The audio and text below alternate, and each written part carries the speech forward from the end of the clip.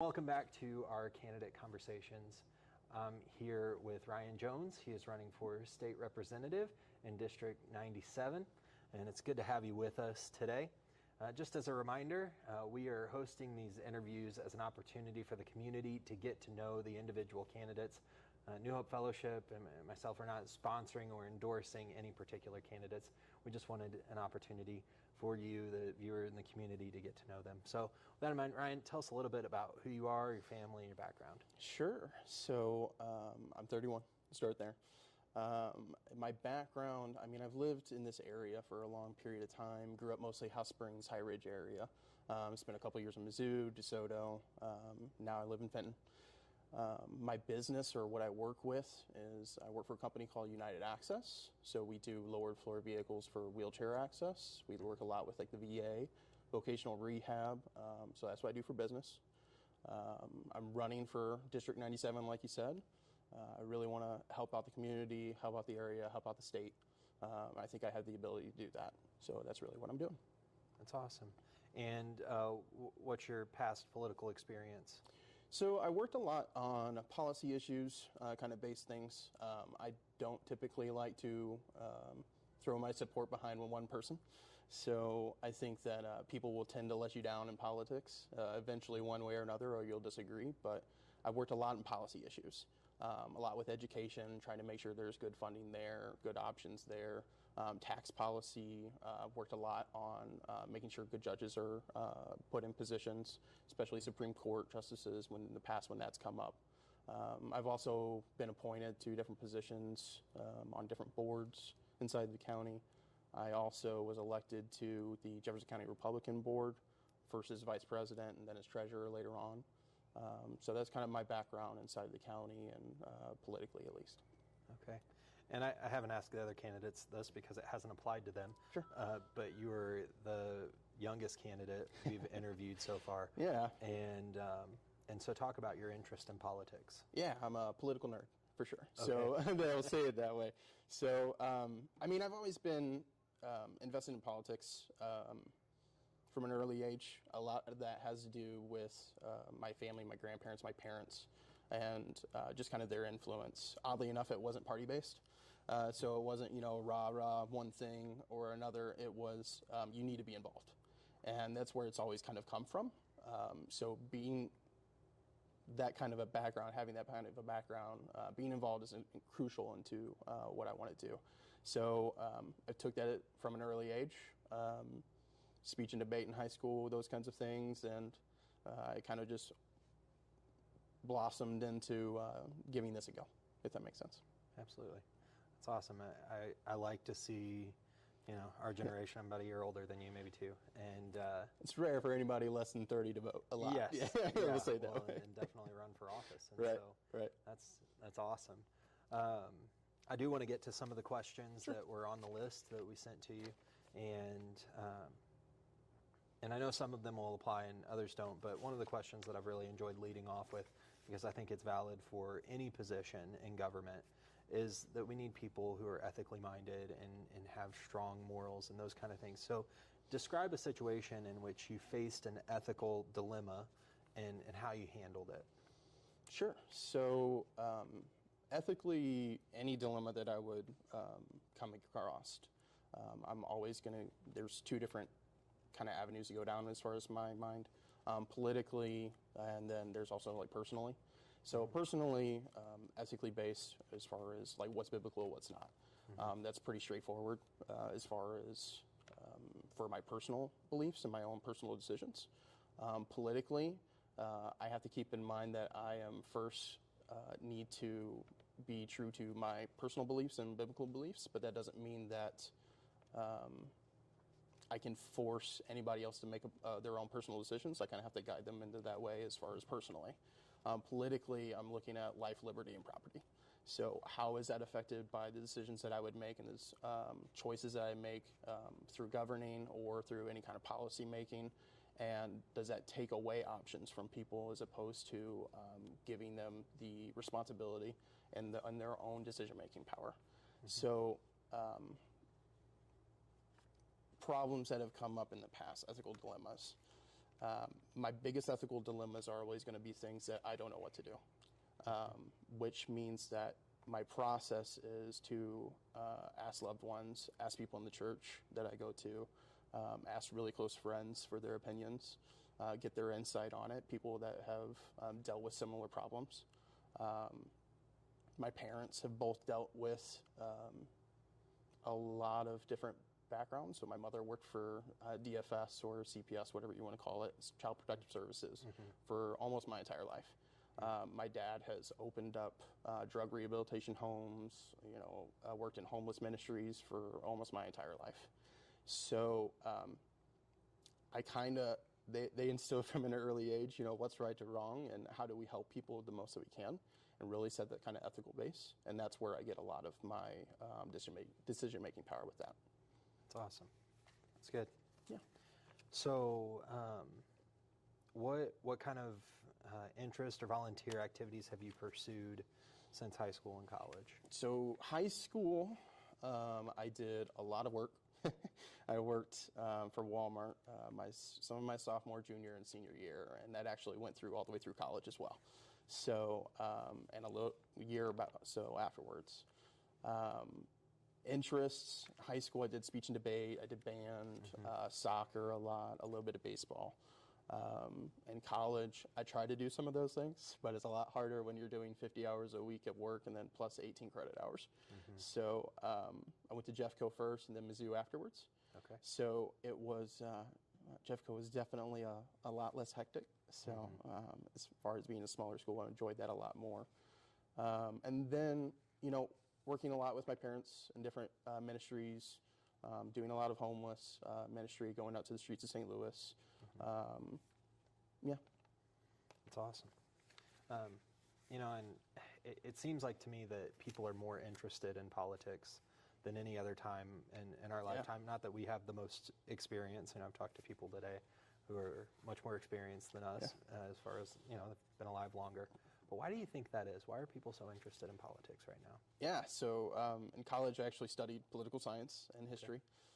So the political nerd in me is, alive and well and fiery about it, right? So let's hear about it. Yeah, we get more than 40% of people turning out to, be in an election, or more than 40% of people even registered to vote, say it that way. So what is the cause of it? There's a lot of things that are coming into account with that.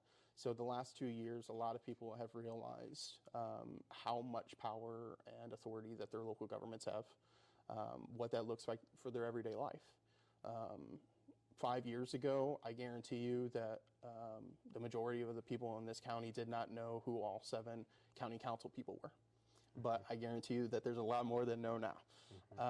And seeing how that affects their everyday life, and not thinking that, I know Mayor so-and-so, or they are very well invested, especially with school board members as well. There's a lot more people that have been a lot more invested in their schools and their school board members, which is great. I mean, we need that.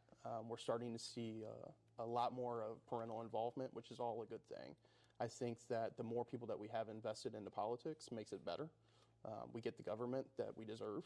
And if we're not active in it, then we really shouldn't be able to complain about it either.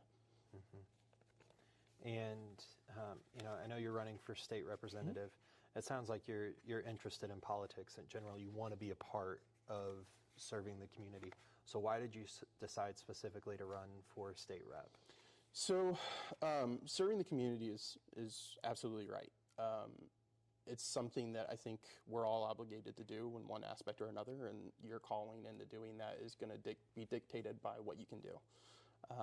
It's not always going to be politics, but first off as a voter, and then if you can do something, then you should, because you should be invested in it. State rep, the reason why I'm running for that is that I know that I can do that job well. I don't think that I would be, biting more than I can chew with that. I know personally with work and things like that, that I can definitely balance that with my life. I don't want to, overwhelm myself with just politics. I don't think anybody would, to be honest. And I know that I can have an effect in that role. So I know what that role looks like. I know how to do a good job for our community, our county, and for our state. and be able to make a difference in that role. Sure. And we had a candidate earlier who spoke about what the schedule for a state rep looks like in different districts, so people may not see that interview. Sure. We talk about what that looks like. So honestly, it's never ending. So you will have session, and then you'll have special session from the beginning of the year closer to the middle of the year. After that, the schedule is going to be dictated by, you're still going to be going to meetings, you're still going to be doing your kind of like door-to-door basis, or you should be. If you haven't met with your local state rep or state senator, or they haven't come to you, that's a bad thing. It's a role that you have about 65,000 people within your district or so, give or take. I haven't looked at the last census data as far as the population size for that, but if you at least are a voter, they should have been, come across your path at one time or another. So in all honesty, it's the entire time, and that's the way it should be. I mean, you should be able to carve out enough to be able to make that happen. Okay. And what do the sessions look like? As far as timeline? Yeah. So probably sometime in February to really, depending upon special session, ending somewhere in, later on in the year. So it just kind of depends if you're going to get called back. Okay. You should be ready. Okay. Awesome. And what do you think is and I know it's a state position, mm-hmm. but let's talk Jefferson County. Mm-hmm. What do you think is the biggest problem facing our county? We've got a lot. The biggest one I would say is that what the makeup of our county is going to look like in the next 10 years. We're changing a lot, and we have changed a lot in the last 20 years, but we're about to see that exponentially grow. What do you mean by that? So population-wise, housing-wise, we're going to have a lot of issues that kind of go along with that. 70 is pretty much as far expanded as population wants to go down that way. People that are coming out of St. Louis County, and then also they'll population. start moving this way. Yeah, 44 and 55, right? Mm-hmm. So you're going to see a large population growth inside of our county, and there's going to be, that's really where most of our problems are going to stem from, because you're going to have to worry about infrastructure, you're going to have to worry about sewer and water, you're going to have to worry about everything that we've kind of neglected in the last 20 years or so, trying to build those up for this population increase. Housing is going to be a big one. Affordable housing is going to be huge inside of this area, whether it's the single family home and the starter home is going to be a expensive commodity in this area, and that's just the truth. Mm-hmm. And so at the state level, what would you want to do? And I know that you're limited because it's the state level, but what would you want to do to maybe get ahead of those issues? So the thing that we can do from state level specifically is, or what I would want to do is really look into infrastructure. So it's a big issue inside of our county for a few different reasons. Decaying roads and highways, trying to get more local control over those in order for the county to be able to make the moves that they need to and fix roads that they need to, making it a little bit better as far as like commute-wise. I don't know, growing up, going up and down 30 my entire life, you can kind of see, the congestion that's happened because of that. Mm-hmm. You see the pictures from, it seems like forever and a day ago, it was almost ancient history of gravel roads being 30. Right. But it's something that we need to really pay attention to. What's 141 going to look like in the next 10 years? What's 30, 21, 55 going to look like in the next 10 years and beyond? How do we facilitate with the growth inside this county? Locally at the county level, you're going to have a lot of housing development, things coming in to where you have to kind of account for that. And there's some things that we can do from the state level in order to be able to do that. Make sure that the county has the funding that it needs for the county roads, making sure that the water is not going to be a problem, either flooding or through sewer districts, that kind of thing too. Awesome. And let's see. I think one more question, and then we'll go on to the lightning round, which are the fun questions. Mm-hmm. What or who would you say are the major influences in your life? I know you talked about it a little bit with the ethical dilemma question. Yeah, so politically and then both personally, right? So Sure. I have, I would say my grandparents have been a huge influence. My grandfather, my grandmother, Art and Sheila Gorsuch, it's funny, they would never talk party politics, or they would never talk, you know, this party or better than that, but they really instilled a sense of determination. I've never heard my grandfather ever complain about anything a day in his entire life. But, you know, growing up one of many children inside of his family, having to deal with things that he should have never had to deal with, coming into play, and then really instilling that work ethic. And both, you know, my mother and then also me living a lot with them when I was a child. And really just setting in my mind that you have a role to play. You need to step up. You need to do something about it if there's a problem. And don't expect anybody to give you a thank you afterwards. Because if there's a problem, there's a mess, and you clean it, don't just do it just to get the thank you.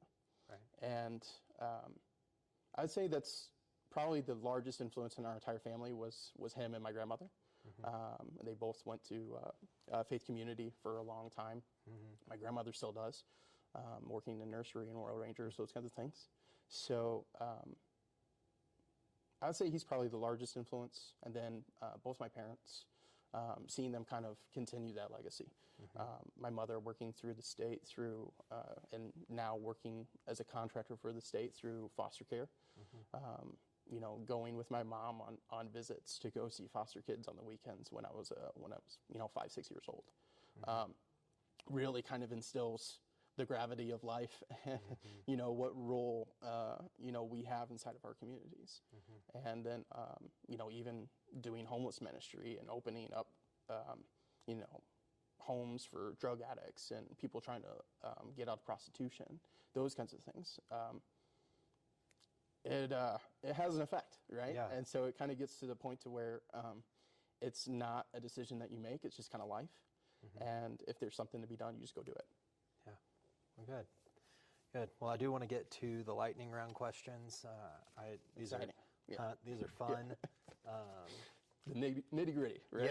Yeah. So we'll start out. For some, it's been really easy. For some, it hasn't been. What's your favorite movie? Cinderella Man. So, Cinderella Man. Yeah.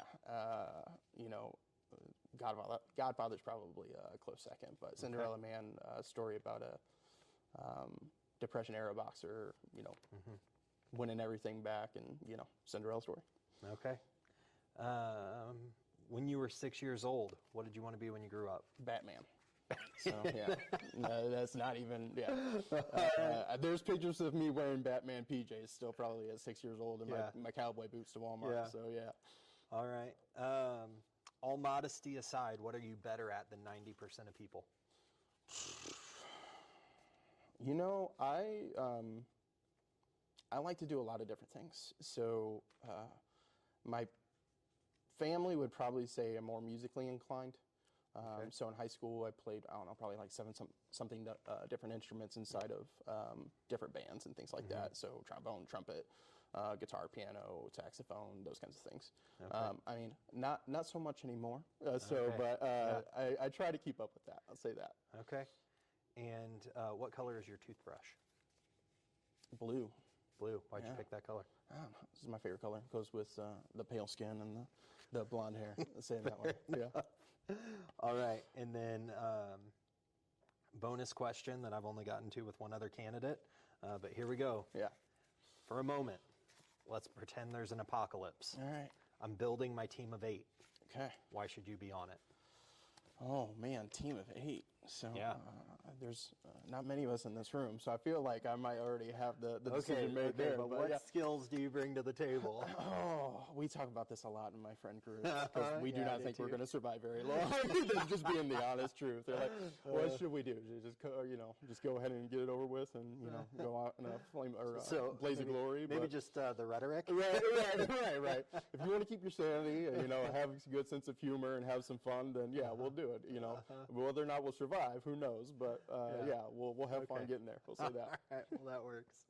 All right, Ryan, where can people find out more information about you? So the best way to contact me is directly. I'm getting out my phone number and my email to anybody that would possibly want to ask a weird, obscure political question. You get some good ones. And if it's policy I don't know, I promise you I will know. My phone number is 314-775-7100. Feel free anytime. If I don't get a hold of you, I'll leave a voicemail. I'll make sure to get back to you. And then my email, best one is actually going to be my name, Ryan Jones, 77777 @yahoo.com. Feel free to reach out, have any questions anytime. Awesome. Well, it was great having you on.